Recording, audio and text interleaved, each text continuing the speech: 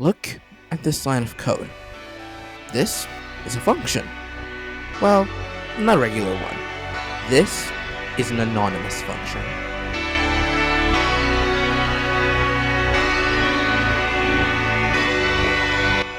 Anonymous functions are functions that have no identifier. At least, that is how it's supposed to be. Typically, we define functions like so.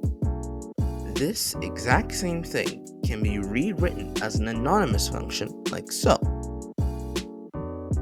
However, this defeats the purpose of anonymous functions.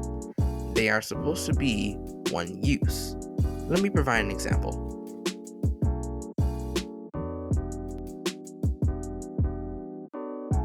Let's say I'm working on a React component like so. I want to increment the counter whenever the first button is pressed and decrement it whenever the second one is pressed.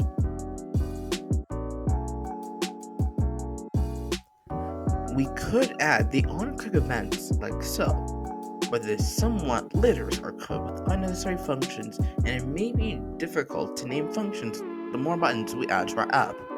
This is where anonymous functions come in. Typically, you will see code that is written like so. Here, we are taking advantage of anonymous functions. We are no longer writing 3 lines of code to execute something that can be done in 1 line. The button itself and its functionality are all bundled onto 1 line. Another example is passing a function into another function. Let's say you're making an array filtering function. This function takes another function as another parameter, and we'll call this filter function filter and the evaluation function evalCB or eval callback.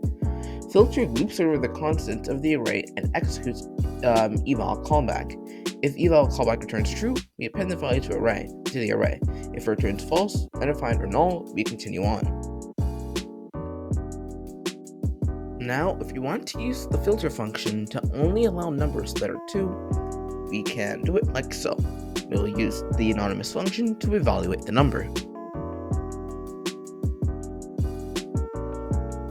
Another use of anonymous functions is for top-level await or other asynchronous functions. But you could just create an asynchronous function and run that, I hear you say. Anonymous functions are just another way this can be done. This will look something like this.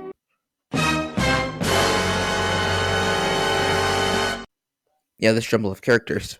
Essentially, what is happening here is we're first defining the function like so, and then we wrap it in a sign with parentheses and add another set on the end to run it. Now you can use quote-unquote top-level await, it really isn't, without the need for something like a module bundler. There are some cases where anonymous functions aren't the best decision. Anonymous functions are meant to be used in one case. This does go against the basic rules of a regular function, where they are used so that a snippet of code can be used anywhere else. A little side note, anonymous functions can also be written as so. However, the arrow syntax, the one I've been using, is preferred. Thank you so much for the recent support on the channel. We're only 10 subscribers away from 100. Subscribe when we get there, and I'll see you in the next video.